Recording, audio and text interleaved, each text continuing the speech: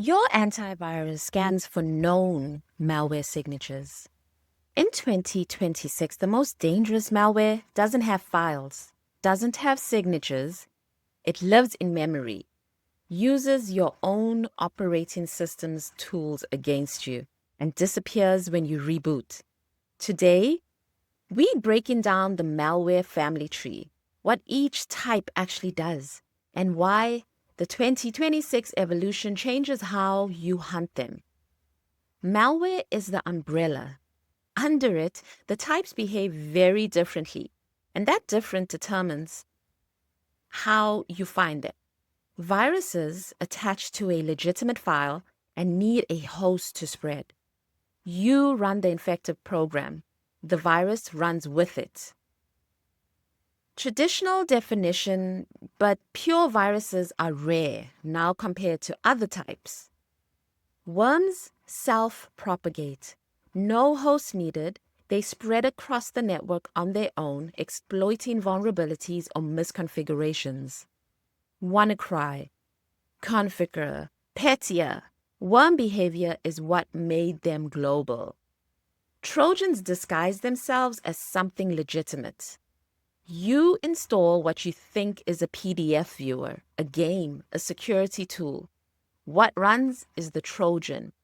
The whole point is voluntary installation by the victim. Rootkits burrow deep. They modify the operating system itself, often at the kernel level, to hide their presence. Traditional antivirus running in user space can't see them because the rootkit intercepts the calls before AV gets an honest answer. Spyware collects keystrokes, screenshots, browsing history, credentials. It runs quietly and exfiltrates data. Overlaps heavily with commercial stalkerware and enterprise monitoring. The line between malware and unwanted software gets blurry here. And then we have RATs, remote access Trojans. These give the attacker interactive control. Live keyboard, live camera, live file system. It's like the attacker is sitting at your computer.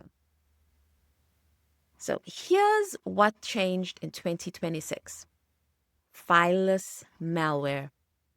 Traditional malware writes a file to disk.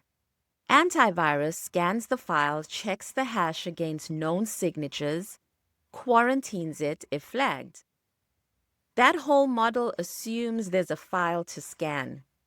Fileless malware doesn't drop a file. It lives entirely in memory.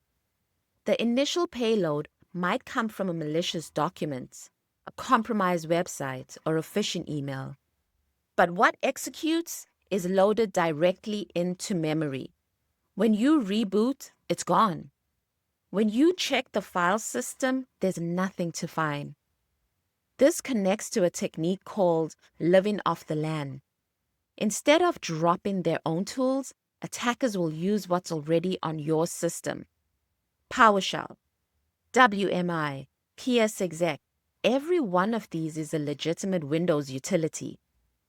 When an attacker uses PowerShell to download and execute an in-memory payload, your EDR sees PowerShell, a signed Microsoft binary, doing what PowerShell does. Then there's polymorphic and metamorphic malware.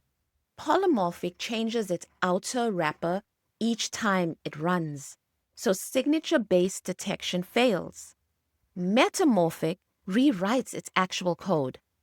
AI-assisted malware in 2026 pushes this further. The code adapts based on the environment it lands in, evading whatever detection it senses. So, how would you, as a SOC analyst, hunt malware? If your only signal is antivirus alerts, you're missing the interesting stuff. Modern malware hunting is behavioral. Process analysis. Parents-child relationships tell the story. Word documents don't normally spawn PowerShell.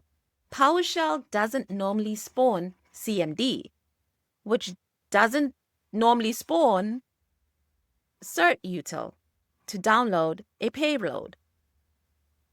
Each of these steps might be legitimate on its own. Chained together, they are a signature of exploitation. EDR behavioral detection. Modern endpoint tools don't just look at file hashes.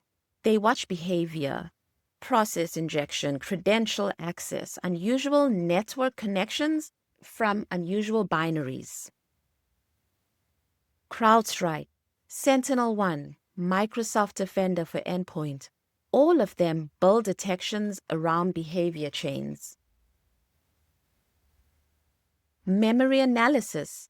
When fileless malware is your target, you have to look at memory. Volatility is the classic open source tool. Commercial DFIR platforms have built-in memory forensics. You are looking for injected code or command lines that don't match the running executable. Your network indicators, beaconing patterns, regular small outbound connections at consistent intervals are the fingerprint of command and control traffic. DNS queries to newly registered domains, TLS certificates with unusual issuers, encrypted traffic to IP addresses that don't resolve to a known service. Persistent mechanisms. When malware wants to survive reboots, it has a limited number of places to hide. Registry run keys, scheduled tasks, Windows servers, WMI event subscriptions. Every one of these has monitoring approaches. The MITRE attack framework catalogs the techniques. Learn it. No single control catches everything. Layer them. Email and web filtering. Most malware arrives through email, attachments, or drive-by downloads. Blocking known bad URLs, sandboxing attachments, and stripping macros from Office documents catches a lot before it even reaches an endpoint. Application allow listing.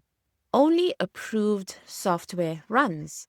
Windows Defender, Application Control, App Locker, third-party allow listing tools. This defeats a huge percentage of malware because unauthorized binaries can't execute regardless of how they got there. It's operationally hard, which is why most organizations don't do it.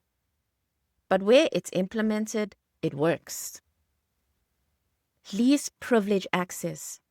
Users don't need to be admin.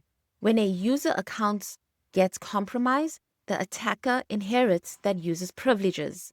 If those privileges are limited, so is the blast radius. This is one of the highest ROI controls in security. Patching.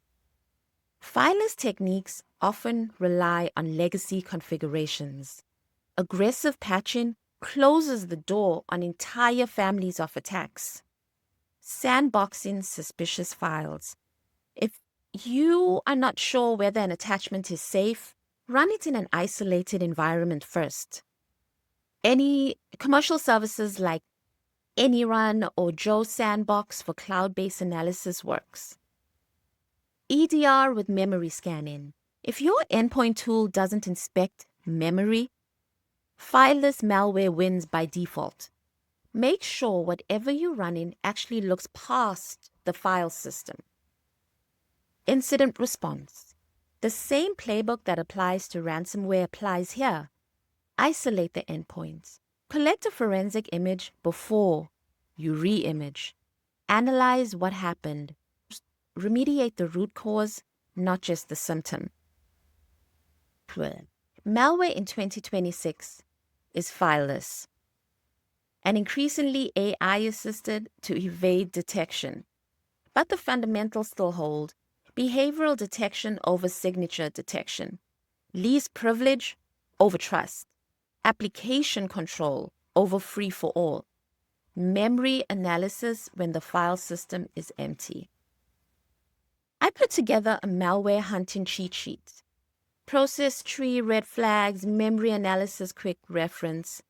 Download it at Nas'scybercorner.com. Link is in the description. And next up, we're breaking down DDoS attacks, how they work at the network layer, and why they're getting easier to launch.